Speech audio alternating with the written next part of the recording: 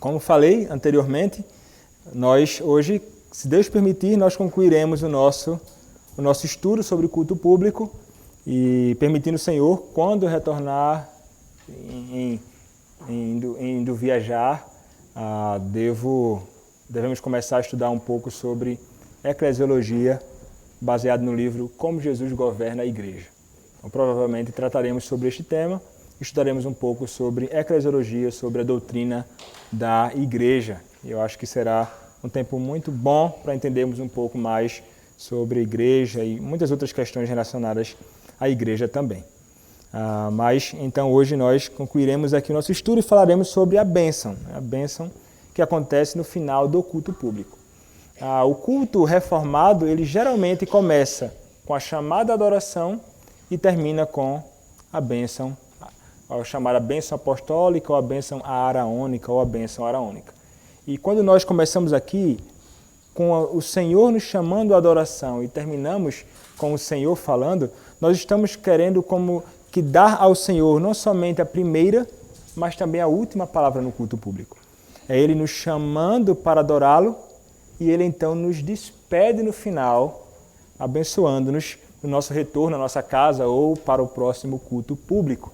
Então, justamente termina com esse, vamos dizer assim, um envelope, né? Fechando a adoração pública.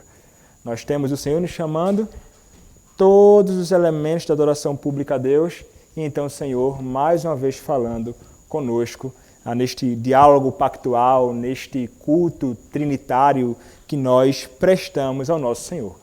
E então esta é dessa forma que funciona e geralmente é assim, né, nas nossas igrejas, né, e é assim que tem sido aqui também na nossa congregação.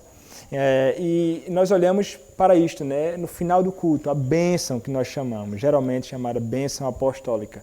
E bênção significa exatamente isto, né, é abençoar. Simples. Abençoar.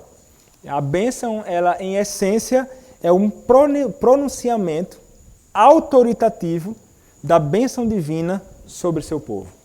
É um pronunciamento autoritativo, geralmente, em particular, através do ministro da palavra, quando ele, então, autoritativamente, ele vai pronunciar a bênção que vem de Deus sobre o seu povo. Veja, não é o pastor vai me abençoar através da bênção apostólica, como se das minhas mãos fluísse algum tipo de bênção, né? Esta não é a realidade.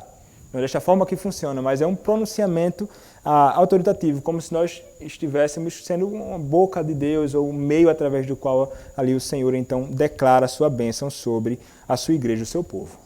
E nós encontramos bênçãos, né, na Escritura Sagrada. Encontramos bênçãos na Escritura que são usadas no culto público geralmente. E vocês já perceberam aqui, certamente, que no culto público nós usamos pelo menos as duas bênçãos, né, mais conhecidas na Escritura Sagrada. Uma do Antigo, bem como a do Novo Testamento. Se vocês atentam para o que está no boletim, né, geralmente no culto pela manhã, nós temos um culto que é grandemente encharcado, você poderia dizer assim, de textos do Antigo Testamento. Santa Convocação, Lei, Revelação da Vontade de Deus, texto do Antigo Testamento, Certeza do Perdão, texto do Antigo Testamento, leitura continuada, Antigo Testamento, pregação, Antigo Testamento, e no final a bênção apostólica. Bênção apostólica não, né? Uma das bênçãos, a chamada bênção araônica. Então eu fiz isso, obviamente, de propósito. Não tem que ser assim necessariamente, pode ser a bênção apostólica, que geralmente é usada de 2 Coríntios 13:13, mas também é utilizada a bênção araônica, né? Os ministros geralmente se utilizam dela.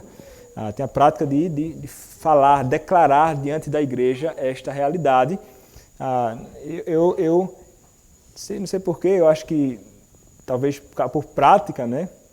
Ainda que eu tenha memorizado ou tenha na cabeça, eu nunca consigo falar, eu sempre meio que estou como que lendo a bênção araônica e lendo a bênção apostólica de 2 Coríntios capítulo 13, verso 13. Mas essa é a questão, né? É alguém, então, comissionário chamado para isto, então, que fará isto na adoração pública. E o fato de eu botar Antigo Testamento, a bênção araônica de manhã, e a apostólica à noite, que é o Novo Testamento, porque à noite, geralmente, são textos do Novo Testamento. revelação da vontade de Deus, certeza do perdão, leitura contínua da Escritura, pregação.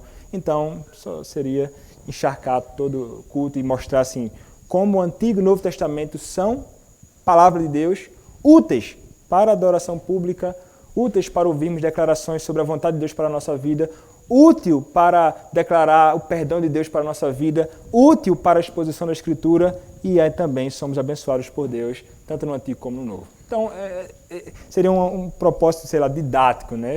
Na minha cabeça, organizar as coisas desta forma. Então, nós encontramos realmente a chamada bênção araônica, que está lá em Números, capítulo 6, versos 24 a 26. É muito conhecida, acabou de ser lida aqui também, Números, capítulo 6, versos 24 a 26. Uma bênção araônica, né, do servo de Deus, ministro de Deus. Ele vai dizer assim, versos 24 a 26. O Senhor te abençoe e te guarde. O Senhor faça resplandecer o rosto sobre ti e tenha misericórdia de ti. O Senhor sobre ti levante o rosto e te dê a paz. Então, foi ordenada a Arão para que ele fosse feita por Arão, que é um servo de Deus, para que ele proferisse essas palavras para Israel, povo do Senhor. Então, ele está falando isso para uma multidão de pessoas. Ele está falando isso diante do povo de Deus. Foi o papel designado pelo próprio Senhor para Arão. E ele tinha, então, essa responsabilidade como, poderíamos dizer assim, um ministro do Senhor nas letras do Antigo Testamento. Então, esse homem, Arão, foi usado para isto. Mas não somente encontramos no Antigo Testamento, como mencionei, no Novo Testamento, também nós encontramos em 2 Coríntios, capítulo 13, verso 13, também a chamada bênção apostólica, quando o apóstolo Paulo, concluindo a epístola aos Coríntios, ele então vai proferir as seguintes palavras, né? A graça do Senhor Jesus Cristo e o amor de Deus e a comunhão do Espírito Santo sejam com todos vós. Então, a referência aqui é a igreja de Corinto e a bênção do Senhor através do seu servo, ministro da palavra, apóstolo Paulo. Então, é um pronunciamento da bênção de Deus diante do seu povo. É Deus abençoando o seu povo antes de se despedir da igreja. Entra também como um aspecto doxológico, né, também.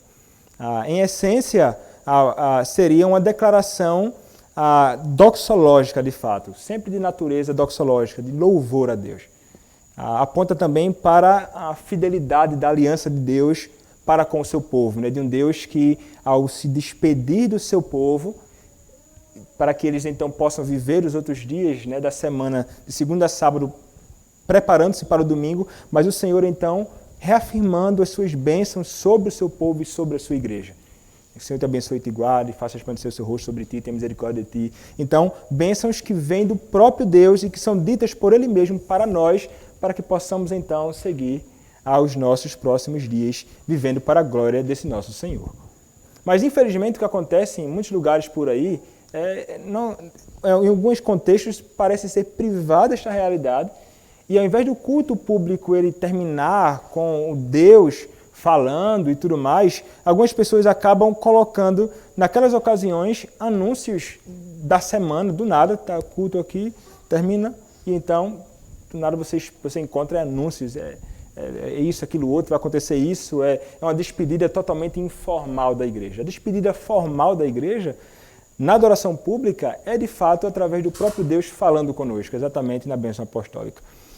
Ou na bênção araônica, né? É o próprio Deus quem nos chama e é Ele quem vai se despedir de nós na adoração pública. Então, quando você encontra o exemplo apostólico, né? O apóstolo Paulo se dirigindo às igrejas que ele escreveu carta, no final, geralmente, há palavras de despedidas, né? Tanto o apóstolo Paulo se apresentando, dando a chamada, não sei se seria dando, mas a chamada graça e paz, né? Ou saudando a igreja com a graça e a paz do Senhor, a conclusão, em boa parte dos conteúdos, uma conclusão onde ele vai apresentar palavras de bênção, né? Para a igreja, bênçãos que não vêm dele, mas do próprio Senhor, que abençoa a igreja do Senhor Jesus Cristo. Um estudioso, ele vai apresentar 7 razões que revelam como os reformadores entenderam a bênção no final do culto. Como é que eles entendiam isto, né? O que eles pensavam sobre?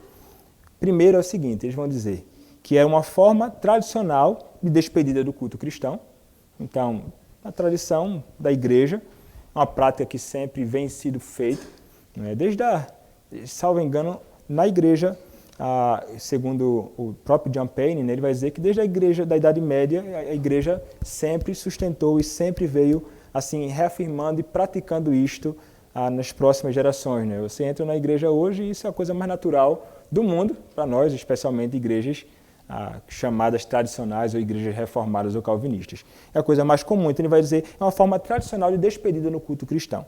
Segundo, é uma oração de intercessão por alguém comissionado pelo próprio Deus.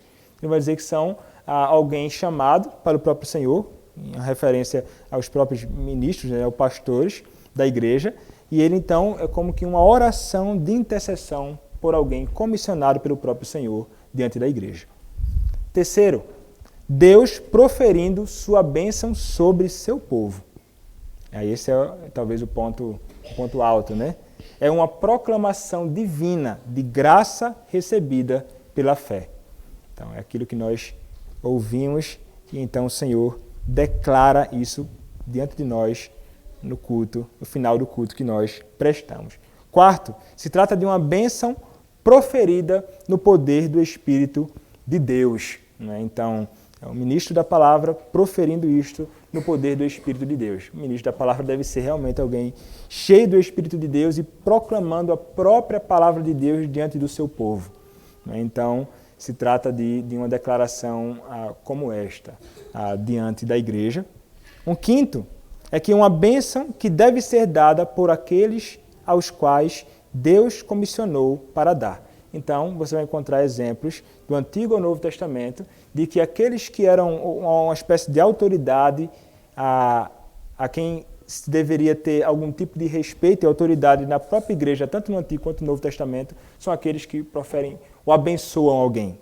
Então, você vai encontrar, por exemplo, o caso de Melquisedeque abençoando o próprio Abraão. Você vai encontrar Arão abençoando o seu povo, Isaac abençoando a sua posteridade, Cristo abençoando a igreja, Paulo abençoando, sendo um instrumento de Deus para abençoar a igreja de Cristo através da bênção, e então ministros da palavra, aqueles que foram chamados por Deus e comissionados para isto, né? Como poderíamos dizer assim, aqueles que substituíram os apóstolos no seu ministério apostólico, dando continuidade ao ministério apostólico através do ensino apostólico e da prática da verdadeira igreja apostólica, que não é a igreja romana, mas a igreja de Cristo. Então, essa seria a quinta razão. Sexto, se trata de uma bênção particularmente relacionada ao ministério profético. De modo que, quando um pastor profere a bênção sobre a congregação, ele reconhece que é a igreja, o corpo de Cristo, a semente de Abraão, os herdeiros de todos os dons espirituais que estão recebendo. Então, é uma bênção particularmente relacionada ao ministério profético, e o pastor está completamente consciente, né, eu deveria estar, de que esta bênção está sendo dita para a igreja de Cristo, para o povo do Senhor reunido, e aqueles que escutam isso devem estar certos disto. Que não se trata de palavras lançadas ao vento, sem nenhum tipo de relação conosco.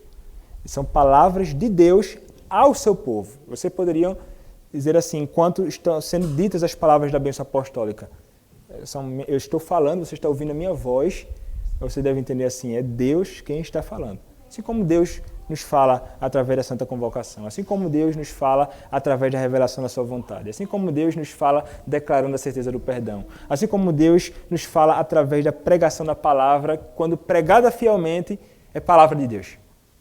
E nós devemos então atender e receber com amor, com alegria, com graça, com prontidão, diligência para viver segundo ela. A bênção apostólica igualmente. Então, não é a bênção apostólica. Não, é o momento de com grande reverência, né, e com grande alegria também no coração, nós recebermos isto. É inclusive o sétimo ponto que ele vai destacar, uma bênção que sela a igreja no nome do Senhor. Ao nos dar seu nome, ele traz seu cuidado sobre nós e nos integra como uma parte da família da fé. E aqueles que, então, estão diante do Senhor nesta ocasião são aqueles que, com grande alegria, eles vão receber esta bênção, né? Vão entender aquela ocasião como um momento realmente muito, muito sério. Ele ainda vai acrescentar, citando este mesmo estudioso, que a bênção não se trata simplesmente de uma despedida, nem simplesmente uma oração pela graça apropriada no final da liturgia, mas antes a promessa da benevolência divina, que é a fonte de nossa salvação. É a demonstração disto. Não é simplesmente despedida. Uma oração de graça, que é bacana que seja feita no final do culto. Mas não. Mas uma promessa da benevolência, ou seja, da bondade divina sobre o homem. A bondade divina, a misericórdia do Senhor, foi a razão de nós sermos salvos, né? Ser um Deus misericordioso e cheio de graça, nos redimiu, nos salvou. Então, ele vai dizer que é justamente quando nós ouvimos isto, são pronunciamentos da bondade do Senhor para conosco. Então, aquelas palavras ditas sempre na bênção araônica ou na bênção apostólica, nós devemos considerar com grande seriedade aquilo, considerando aquilo não como algo indiferente a nós. Isso é importante, né? Isso é importante em qualquer ocasião. Se eu estou pregando a palavra, estou expondo o texto, estou falando com a igreja do Senhor Jesus Cristo, quando se trata de advertências e exortação, você vai dizer assim, é para mim, né? Tipo, o Senhor está falando comigo essas palavras. Ainda que eu não esteja sendo exortado por este pecado e aquilo outro, mas o Senhor está falando com a sua igreja, com o seu povo. Não vai ser como aquele que vai fazer assim. Não, alguém já me disse, não sei se era quando o pastor Paulo Andrade estava pregando, eu olhava assim, alguém fazia assim, não, foi por aqui, ele olhou de lado aqui, foi por fulano, né, de tal, que estava do meu lado, atrás de mim. Geralmente, não, passou de raspão aqui de tabela, mas não é para mim não. Geralmente, quando se trata de palavras de advertência e exortação, o pessoal, opa, não é para mim. Quando se trata de palavras de encorajamento e bênção, né, geralmente as pessoas estão mais dispostas a receber. Mas o ponto é o seguinte, o ponto é que quando o Senhor fala, eu devo considerar aquilo como o Senhor falando para mim, inclusive individualmente eu poderia considerar. É para o Senhor falando para a igreja de Cristo em geral e para mim particularmente. Então, quando se fala, por exemplo, sobre a graça do Senhor salvar o pecador do inferno, aí você vai pensar assim simplesmente sobre, o Senhor salvou José da condenação, o Senhor salvou a Paulo da condenação.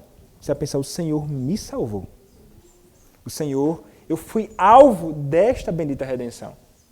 Eu tenho que dizer, você é pecador, ou você foi alvo da graça, você particularmente. Porque nós não somente sabemos disto, mas nós experimentamos isto. Não é diferente na questão da bênção apostólica. Você não vai olhar como aquilo, não, é para você. E você pode se abraçar a estas palavras do Senhor, a essas promessas de Deus à sua igreja, porque elas são para a sua igreja. Então, esse talvez seja o espírito, né, ou como nós devemos realmente considerar esta ocasião. Então, nós devemos sempre receber a bênção com alegria, no coração, com fé sincera naquilo que está sendo dito pelo próprio Senhor por boca do seu ministro e um claro entendimento do que está acontecendo ali. É Deus falando, Deus está diante de nós e eu devo estar plenamente certo de que Ele está ali e que eu devo entender esta ocasião. É uma ocasião solene, onde é requerido de mim reverência, mas também uma alegria diante do Senhor, porque Ele está falando comigo. Então, isso deveria ser o nosso estado diante do Senhor nesta ocasião. E devemos ter certeza de que Deus está colocando sobre nós a sua bênção, sobre nós que somos o seu povo, despedindo-nos assim. Então, como Daniel Hyde vai escrever, interessante que ele vai dizer, eu lendo um pouco sobre isto, ele vai dizer assim, compreender a liturgia como uma atividade pactual, é Deus e o seu povo, né? Deus falando com o seu povo, a ideia do relacionamento pactual, tu és o meu Deus, tu és o meu Deus, vocês são o meu povo, né? Esse diálogo, essa relação pactual, ele vai dizer, compreender a liturgia como uma atividade pactual, com a saudação no início da cerimônia e uma bênção no final, ele vai dizer assim, significa que foi Deus quem nos tirou do Egito e estará conosco até o fim dos tempos. Deu para entender a conexão? A conexão é o Senhor que me chama para adoração pública, no início.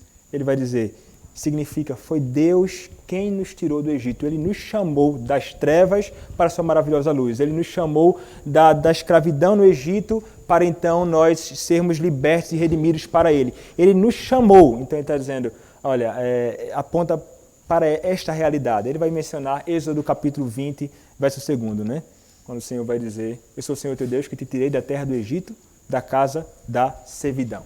Eu te chamei, eu te resgatei. E que estará conosco até o fim dos tempos. Quando o Senhor profere a sua bênção, ele promete estar realmente conosco. E ele vai mencionar então Mateus capítulo 28, verso número 20. Então é como se o culto ele fosse esse envelope realmente apontando para a nossa bendita obra da redenção e para a realidade de que o Senhor, Ele nunca nos abandonará. Ele sempre estará conosco e sempre abençoará o seu povo. O seu povo, a sua igreja, sempre será alvo da sua bondade, da sua misericórdia e da sua graça. Então, eu acho que pensar sobre isto, né, quando eu fui ler um pouco, é muito interessante e eu não pude trazer mais outros conteúdos aqui, mas o Ryan McGraw, ele escreveu o doutorado dele sobre culto público e ele dedica um capítulo inteiro para falar justamente sobre a bênção apostólica e sobre os benefícios disto e sobre como isto é importante, né? E, enfim, faz parte da adoração pública a Deus, quando o Senhor então nos despede para nossos lares e para a nossa semana com a chamada bênção apostólica ou bênção araônica. Então, concluindo, meus irmãos, eu disse que seria bem breve mesmo, recebamos e tratemos esta ocasião como realmente uma ocasião muito solene. E assim, quanto à forma não sei se quanto à forma de receber isto, né? Tem práticas diferentes, né? Assim, você vai estar ouvindo e você vai estar consciente de que aquilo é para você, mas como é que Então, há distinções, né? Até aqui na própria congregação, né? Então, tem quem levante as mãos, tem quem levanta as mãos assim, tem quem fique parado. Não há uma regra, né? Assim, há instruções, né? Eu acho que o Dr. Paipa até falou certa vez com o presbítero Manuel, né? E presbítero Tiago, e falou assim, olha, parece-me que uma forma apropriada de se receber, né? Dando uma indicação de algo, mas não determinando que isso seria o padrão, né? Mas você vê em maioria das igrejas, igrejas batistas geralmente, você encontra realmente as pessoas como que, tipo, a ideia é, simbolicamente eu penso, né? Recebendo, né, do Senhor a bênção que Ele profere, né, através do ministro no final do culto público. Mas eu acho que é isso. Eu acho que nós concluímos o nosso estudo sobre adoração pública aqui na nossa escola dominical. Alguém tem algo para acrescentar?